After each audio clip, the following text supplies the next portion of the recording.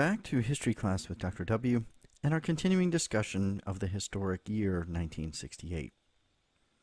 The previous series of lectures concentrated on events around the world and many of the international student protests and other things happening outside the United States. We concluded with a discussion of the 1968 Olympics in Mexico City and the Black Power protest of Tommy Smith and John Carlos, which now returns our attention to the American home front. As we conclude the course, the final series of lectures will come back to a discussion of events in the United States. We'll talk about a number of different things going on socially and culturally in the country, starting with this series of lectures discussing the presidential election of 1968. In late August 1968, the Democratic Party held its national convention in Chicago, Illinois. In previous lectures, I discussed the primary process and the tumultuous year that the Democratic Party had leading up to its convention that August. The Democratic Party had, in essence, been ripped apart by Lyndon Johnson's declaration that he would not seek re-election, and then the rising of Kennedy's candidacy before his assassination.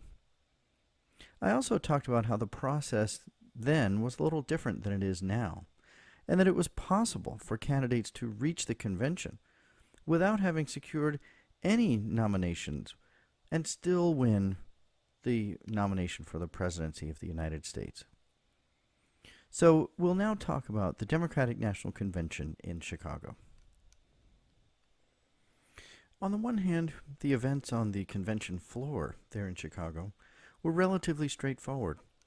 In previous lectures, I talked about the candidacies of George McGovern and the anti-war candidate Eugene McCarthy, who racked up many of the tallies in the early primaries before the convention itself. But by the time of the convention, it was clear that the majority of support would fall to Lyndon Johnson's vice president, Hubert Humphrey from Minnesota, who I also discussed in previous lectures. And so he secured the nomination there at the convention relatively easily. Of course, that nomination was controversial within the party because he was going to support Lyndon Johnson's support of the Vietnam War rather than opposing the war as McCarthy and others did. So those, in essence, were the events on the convention floor, and Hubert Humphrey would be the Democratic presidential nominee, with the vice presidential candidate being Senator Edmund Muskie of Maine. However, it was the events surrounding the convention itself, outside of the convention in the streets and surrounding area around the convention hall, and at times even on the floor of the convention itself, that created great attention at that time. Anticipating the nomination of the pro-war candidate Hubert Humphrey, and frustrated with a number of other policies of the party, protesters began to gather in Chicago several days before the convention itself, and they held protests leading up to and throughout the convention in a number of different locations. There was a particularly notorious group of leaders among the protests who came to be known as the Chicago Seven, for reasons that I'll talk about shortly, who were at the forefront of these protests.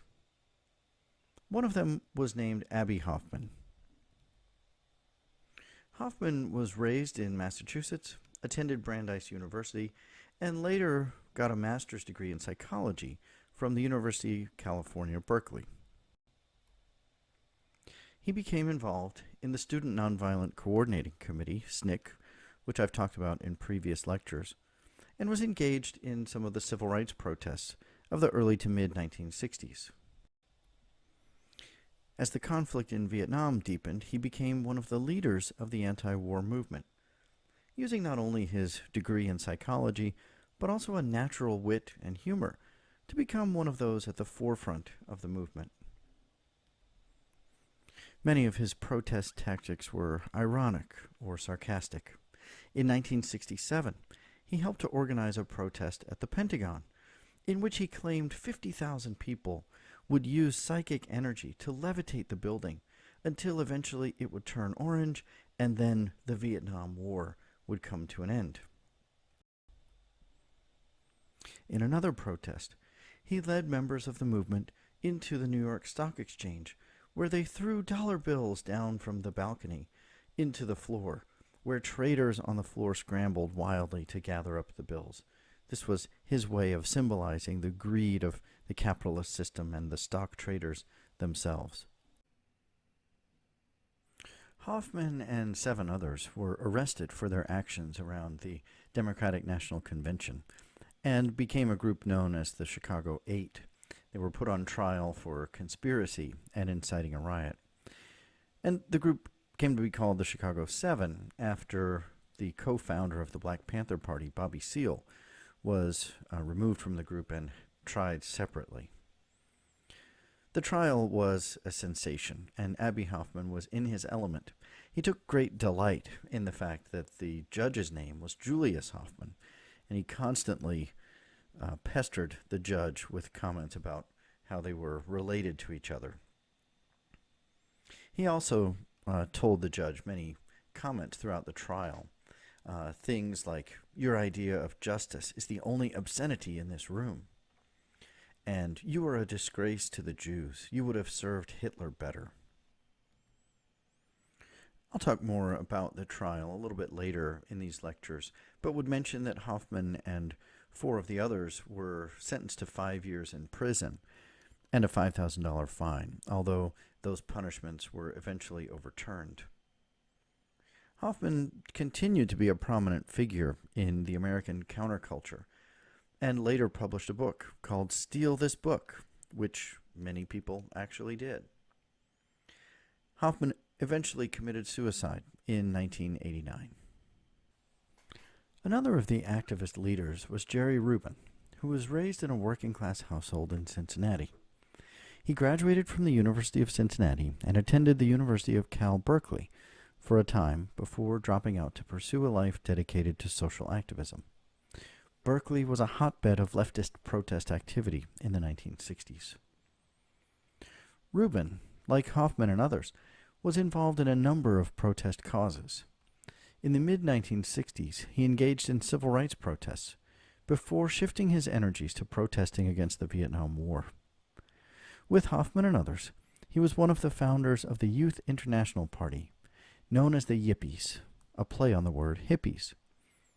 Like Hoffman, he was tried as one of the Chicago 7 and convicted, but the conviction was later overturned. Later in life, Rubin had a change of heart, and his political and social views changed. After the end of the Vietnam War, he became a champion of capitalism and believed that making money was the key to resolving the social ills of the country.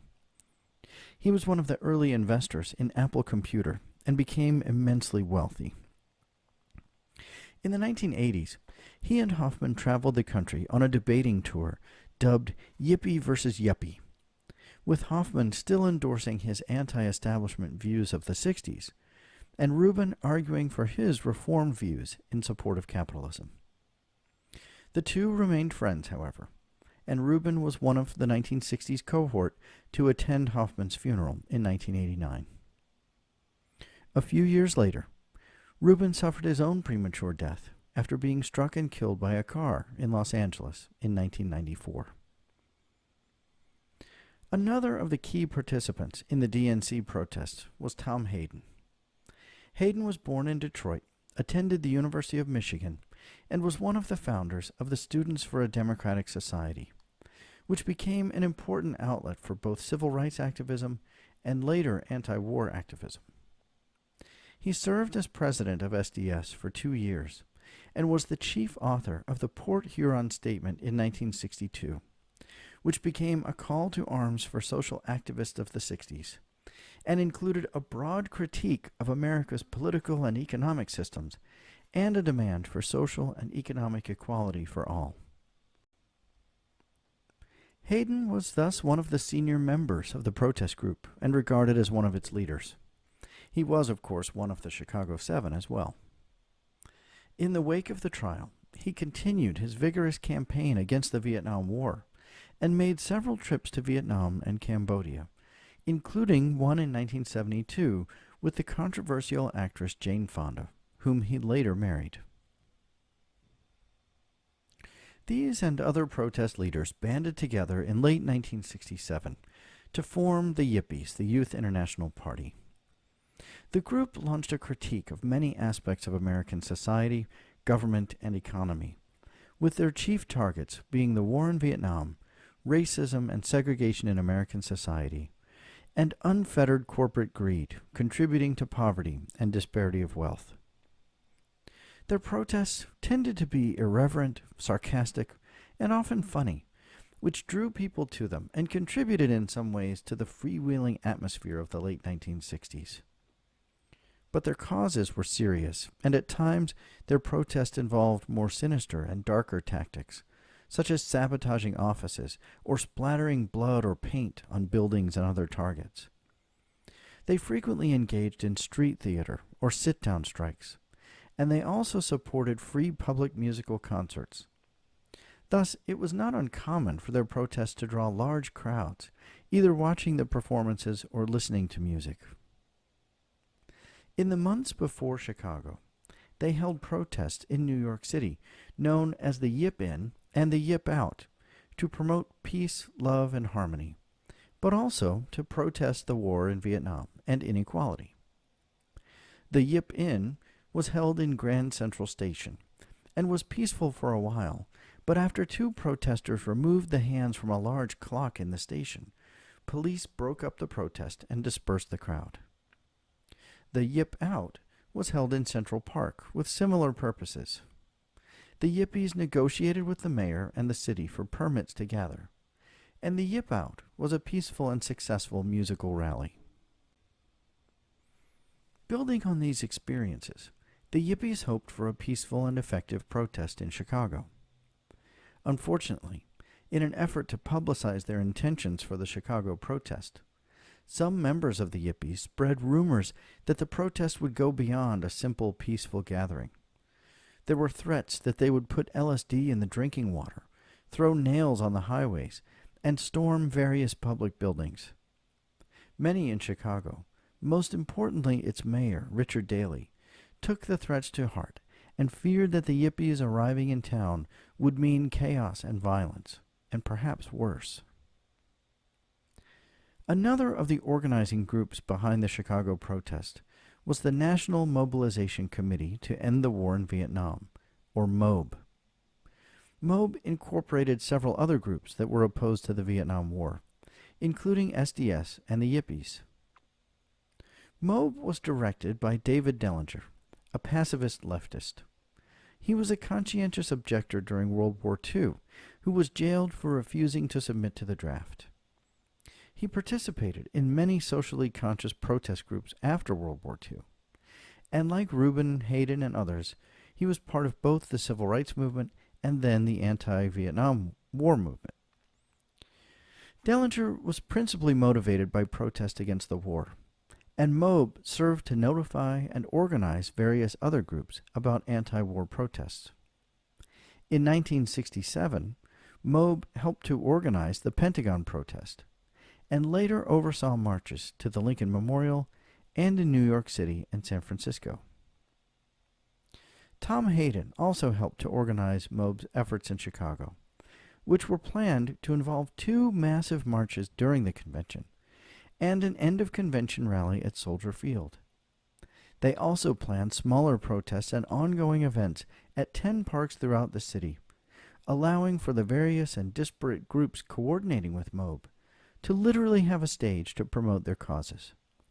There would also be street theater and musical concerts, common Yippie features. In the next lecture, we'll talk about how these plans played out on the ground in Chicago and the chaotic events swirling around the Democratic National Convention.